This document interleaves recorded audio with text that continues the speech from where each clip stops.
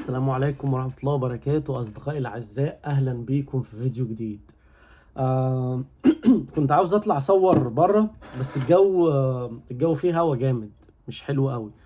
فقلت خلاص نأجلها الفيديو اللي بعديه. النهاردة 10 إبريل 2025. نتيجة الهجرة قربت. يا رب نكون مستعدين، يا رب نكون متفائلين. عاوزكم تتفائلوا اكتر حاجة، يعني خلي عندكم امل. جالي رسائل احباط كتير من اصدقاء الصفحة ومن اصدقائي الشخصيين، اقول لهم النتيجة قربت، يقول لي الحظ عارف اصحابه والحظ عارف ناسه. خلي املك في ربنا كبير، يعني ما تعرفش ورا الله ربنا مخبي لك ايه. يا الظروف مش احسن حاجة اليومين دول، بس طبعا الهجرة حاجة كويسة. ممكن الفرص افضل لاي انسان انك تحقق احلامك، تحقق طموحاتك. فخلي عندك امل، واستعملوا اللو اوف اتراكشن شويه، يعني استعملوا قانون الجذب شويه. يعني توقعوا ان انتوا خلاص اتقبلتوا، وابداوا اشتغلوا على الموضوع ده. هتستفادوا في حياتكم العاديه. يعني انت لو طورت من اللغه بتاعتك مثلا هتفيدك. ممكن انت تتقابل مع حد، ممكن صديق من السياح ينزل ولا حاجه، اتقابلت معاه تعرف تتواصل معاه. تعرف برضو كالتشر جديدة، تعرف نظام حياة جديد عادي، يعني تاخد فكرة مش هتخسر. فاهمين قصدي؟ فاندمجوا في الموضوع. الفيديو بتاع النهاردة معلش انا هبص على الكمبيوتر شوية، لان انا عامل نوتس كده، عشان انا عاوز الموضوع يبقى منظم شوية. فورقة وقلم بقى كده وكوباية شاي حلوة، وخليك معايا وخليك مع صاحبي اللي بيهز راسه ده. بص، عاوز واحد زي وانا في العربية. المهم النصايح دي عشان تعيش في امريكا صح من البداية. ماشي. رقم واحد، انسى فكرة ان انت مسافر. انت مش امريكا، ما تعتبرهاش سفر. اعتبر انت رايح بداية حياة جديدة، انت رايح تبدأ حياة جديدة. مش م... مش م... مش فسحة، انت رايح اجازة، بس اجازة طويلة بقى. انت هنا عشان تعيش في امريكا لازم تعيش وتفهم الحياة وتتأقلم مع الحياة. اقلع بقى جلابية المسافر، والبس لبس اللي هو عايش هنا بقى خلاص. عشان انت هنا شخصية جديدة، وهتبدأ من الصفر. تمام. هنخش على تاني نقطة مهمة جدا جدا جدا جدا، ألا وهي السكن. السكن يا جماعة مش لازم يبقى في مدينة مشهورة، يعني أغلب الناس بتدور على المدن المشهورة. اختاروا الامان. الموضوع ده انا حتى كنت بتكلم فيه للناس اللي هم عندهم الارابيك منتاليتي، او اللي هي الدماغ العربيه القديمه بقى. يعني مثلا يبدا هو يعني مثلا هو ناوي يشتري عربيه، يبدا بقى يقول لك لا بقى ده انا عاوز بي ام، عاوز مرسيدس، انا عاوز افخم حاجه. يا عم مش فارقه بقى ان انت تقعد بقى المنظره والكلام ده كله، قد ما انت العربيه دي هتبقى ايدك ورجلك في الاول. فمهم ان انت تجيب عربيه، مهم تكون عربيه كويسه، مش مهم تكون عربيه ماركه، مهم تكون عربيه شكلها حلو. يعني اهتم بتفاصيل اللي هي ت... للتطور. احنا عاوزين نطور من نفسنا. فمش فارقه العربيه نوعها ايه، المهم عربيه تكون بتمشي كويسه، تصليحها مش مكلف، سهله في المشاكل، الكلام ده كله. يعني اجي اقول لواحد اساعده ان هو يجيب عربيه، هجيب لك تويوتا، هجيب لك هوندا، يجي يقول لك إيه لا يا عم انا عاوز بي ام. يا عم بي ام، طب انت تستحمل الميكانيكي؟ لما تستقر حياتك وتبقى انت قادر ان انت تصلح وتعمل عادي، اركب الماني واركب ياباني واركب اللي انت عايزه. تمام. نفس الكلام في المدينه، الناس ما يبداوا يفكروا ان هم يشتروا، يقول لك لا ده انا عاوز قصر، ده انا عاوز بيت كبير، انا مش هاخد بيت صغير، انا مش هاخد شقه. لحد ما يفضل الماركت يرتفع يرتفع وناس تروح عليها والناس ما تعرفش تشتري. فاهم حاجه في السكن؟ مش مهم تكون مدينه مشهوره، مهم الامان. الامان لو انت شخص لوحدك في الاول، الامان قريبه من المواصلات، سهله المواصلات، عشان ممكن ما يبقاش معاك عربيه. عندك اسره، تبص على نظام المدارس، تدور في الاماكن، هيبقى افضل وارخص. تمام. نخش على تالت حاجه مهمه جدا جدا جدا. ماشي.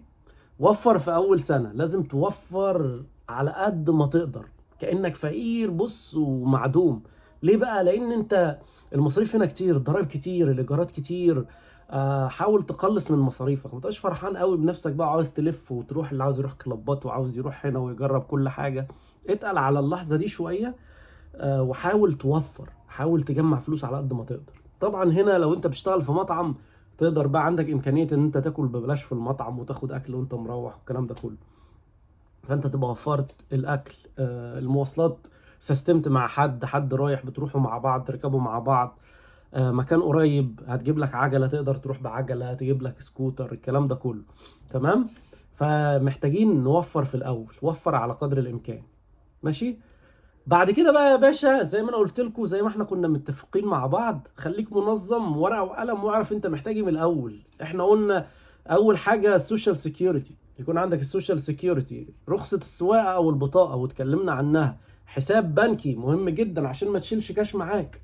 اعرف ناس كتير اتسرقوا واتقلبوا، يعني هو ناس وقفتهم، مشيت في حته وبتاع ممكن حد يقلبك عادي يعني، على حسب المنطقه. تمام. تامين الصحي لازم تبص في الموضوع ده، مهم جدا جدا، حتى لو تامين يعني مش قوي، بس اهم حاجه يكون عندك تامين صحي. امريكا كلها ماشيه بالورق وماشيه بالنظام. ابدا بقى طلع كريدت كارد واعمل كريدت هيستوري عشان تبني بقى التاريخ بتاعك هنا في امريكا. تمام. خامس حاجة بقى ومهمة جدا جدا جدا، وانا دي من اهم النقط عندي، اشتغل اي حاجة، ما تقولش للشغل لا. انا متعود على الموضوع ده، حتى بص وانا شغال ايه، لو جالي اي مصلحة شغل، اي مصلحة كده حواليا بضرب فيها، حتى لو كان نوعها ايه، اشتغل اي حاجة. مش عاوز بقى المهندس اللي جاي يقول لي انا عاوز اشتغل مهندس، والدكتور انا عاوز اشتغل دكتور، والظابط انا عاوز اشتغل ظابط، الحلاق انا عاوز اشتغل حلاق. يا باشا تعالى انزل افرك في اي حاجة، ادخل في اي مصلحة وارشق فيها لغاية ما تظبط امورك وتنظم دنيتك وتتعلم. واعتبروا اي شغلانه انتوا بتشتغلوها بتتعلموا منها، والله قلتها لكل الناس. ممكن انت الانجليزي بتاعك ضعيف، ابدا اتكلم مع الناس اللي شغالين معاك، نمي اللغه بتاعتك. حتى لو شغال ديش واشر، اتكلم مع الويترز وهو بينزل لك الطبق، اضرب كلمه جديده معاه. بص استفاد باي حاجه. قشطه. فاشتغل اي حاجه قلنا دي. ما تبقاش قاعد ايه يعني، من الاخر ما تبقاش قاعد مستني الشغلانه في الاخر يضيع وقت، والوقت هنا بفلوس. ماشي. خليك دايما بتتعلم حاجه جديده كل يوم، تعلم انجليزي، افضل تعلم انجليزي كتير. انا لحد الان اقعد اشغل، عارفين انتوا الحاجات اللي هي زي اوديو بوكس، اللي هي كتب مسموعه، اقعد اسمع كتب قبل ما انام كده، واسيب البتاع شغال، في كلمه تطلع من هنا، كلمه تطلع من هنا، تلقط كلمه جديد، مصطلح جديد.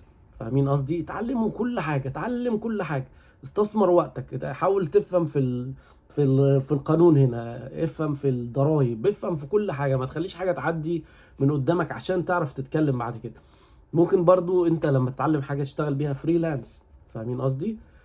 النصيحه دي انا بالنسبه لي انا يعني بقولها للناس، ومعرفش على حسب، بلاش عرب كتير في الاول. يعني في ناس تقول لك انا لا، انا عاوز اشتغل مع عرب في الاول اسهل لي، اعرف اتعامل، اعرف اكوميونيكيت. لا بلاش عرب في الاول.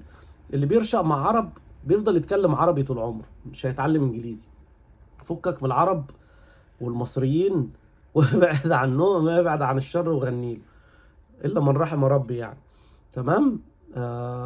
انا بس عشان التطور والتعلم هتفضل معاهم يقول لك ايه ده بقى، وبيقعدوا يركزوا لي.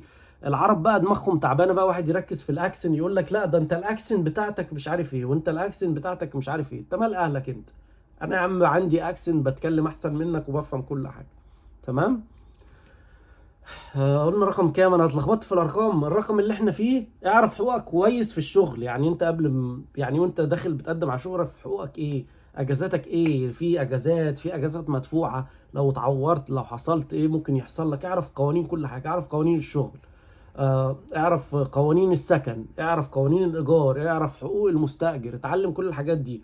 آه، اعرف مع الشرطه اللي ليك واللي عليك. ما ينفعش ان انت تبقى جاهل بالقانون البلد اللي انت عايش فيها. ماشي.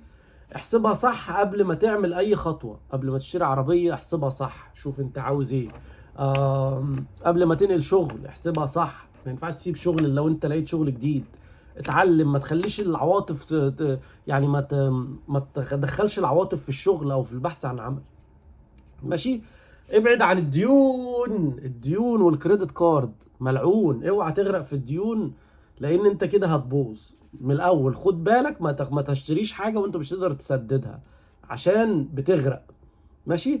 بس اللي انا عايز اقوله في اخر الفيديو يعني، امريكا مش جنه، عشان في ناس برضو بتزعل مني لما انا بتكلم عن البلد اللي انا عايش فيها، والرسائل اللي بتجيلي ان الناس عاوزه تسافر، فبتكلم عن الموضوع ده مش اكتر ولا اقل. هي مش جنة وهي مش أحسن حاجة، عندنا مشاكل كتير بس تعتبر أفضل من أماكن كتير. فاتعلموا وتحمسوا وظبطوا دنيتكم، وإن شاء الله كلكم تتقبلوا واشوفكم في أمريكا هنا وتكونوا أحسن الناس وأحسن مني وأحسن من أي حد في العالم. بالتوفيق للجميع. قولوا لي عاوزيننا نتكلم عن إيه الفيديو الجاي، واشوفكم في فيديو جديد. مع السلامة.